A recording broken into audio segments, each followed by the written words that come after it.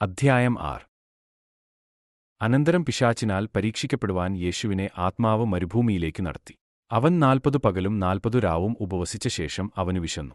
അപ്പോൾ പരീക്ഷകൻ അടുത്തുവന്ന്, നീ ദൈവപുത്രൻ എങ്കിൽ ഈ കല്ല് അപ്പമായി തീരുവാൻ കൽപ്പിക്ക എന്നു പറഞ്ഞു. അതിന് അവൻ, മനുഷ്യൻ അപ്പം കൊണ്ടു മാത്രമല്ല, ദൈവത്തിന്റെ വായിൽ കൂടി വരുന്ന സകല വചനം കൊണ്ടും ജീവിക്കുന്നു എന്ന് എഴുതിയിരിക്കുന്നു എന്ന് ഉത്തരം പറഞ്ഞു.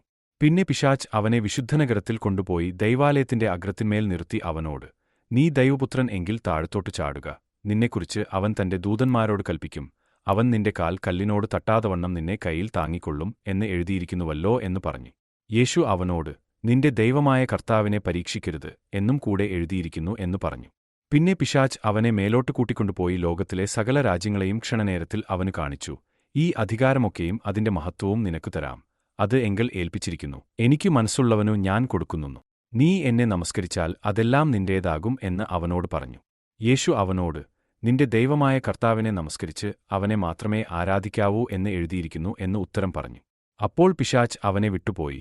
ദൂതന്മാർ അടുത്തുവന്ന് അവനെ ശുശ്രൂഷിച്ചു. അങ്ങനെ പിശാച് സകല പരീക്ഷയും തികച്ച ശേഷം കുറെക്കാലത്തേക്ക് അവനെ വിട്ടുമാറി. യേശു ആത്മാവിന്റെ ശക്തിയോടെ ഗലീലയ്ക്ക് മടങ്ങിച്ചെന്നു. അവന്റെ ശ്രുതി ചുറ്റുമുള്ള നാട്ടിലൊക്കെയും പരന്നു. അവൻ അവരുടെ പള്ളികളിൽ ഉപദേശിച്ചു. എല്ലാവരും അവനെ പ്രശംസിച്ചു. അവൻ വളർന്ന നസറത്തിൽ വന്നു. ശബ്ബത്തിൽ തന്റെ പതിവുപോലെ പള്ളിയിൽ ചെന്നു വായിപ്പാൻ എഴുന്നേറ്റുനിന്നു. യെശയ്യാപ്രവാചകന്റെ പുസ്തകം അവനു കൊടുത്തു. അവൻ പുസ്തകം വിടർത്തി, ദരിദ്രന്മാരോട് സുവിശേഷം അറിയിപ്പാൻ കർത്താവ് എന്നെ അഭിഷേകം ചെയ്യിക്കയാൽ അവന്റെ ആത്മാവ് എന്റെ മേൽ ഉണ്ട്. ബദ്ധന്മാർക്ക് വിടുതലും കുരുടന്മാർക്ക് കാഴ്ചയും പ്രസംഗിപ്പാനും പീഡിതന്മാരെ വിടുവിച്ചേപ്പാനും കർത്താവിന്റെ പ്രസാദവർഷം പ്രസംഗിപ്പാനും എന്നെ അയച്ചിരിക്കുന്നു എന്ന് എഴുതിയിരിക്കുന്ന സ്ഥലം കണ്ടു. പിന്നെ അവൻ പുസ്തകം മടക്കി ശുശ്രൂഷക്കാരന് തിരികെ കൊടുത്തിട്ട് ഇരുന്നു. പള്ളിയിലുള്ള എല്ലാവരുടെയും കണ്ണ് അവങ്കൽ പതിഞ്ഞിരുന്നു. അവൻ അവരോട്, ഇന്നു നിങ്ങൾ എന്റെ വചനം കേൾക്കയിൽ ഈ തിരുവെഴുത്തിനു നിവൃത്തി വന്നിരിക്കുന്നു എന്നു പറഞ്ഞു തുടങ്ങി. എല്ലാവരും അവനെ പുകഴ്ത്തി. അവന്റെ വായിൽ നിന്നു പുറപ്പെട്ട ലാവണ്യവാക്കുകൾ നിമിത്തം ആശ്ചര്യപ്പെട്ടു. ഇവൻ യോസേഫിന്റെ മകൻ അല്ലയോ എന്നു പറഞ്ഞു. അവൻ അവരോട്, വൈദ്യാ, നിന്നെത്തന്നെ സൗഖ്യമാക്കുക എന്നുള്ള പഴഞ്ചൊല്ലും കഫർനഹൂമിൽ ഉണ്ടായി കേട്ടത് എല്ലാം ഈ നിന്റെ പിതൃനഗരത്തിലും ചെയ്ക എന്നും നിങ്ങൾ എന്നോട് പറയും നിശ്ചയം. ഒരു പ്രവാചകനും തന്റെ പിതൃനഗരത്തിൽ സമ്മതനല്ല എന്നു ഞാൻ സത്യമായിട്ടു നിങ്ങളോട് പറയുന്നു എന്നു പറഞ്ഞു.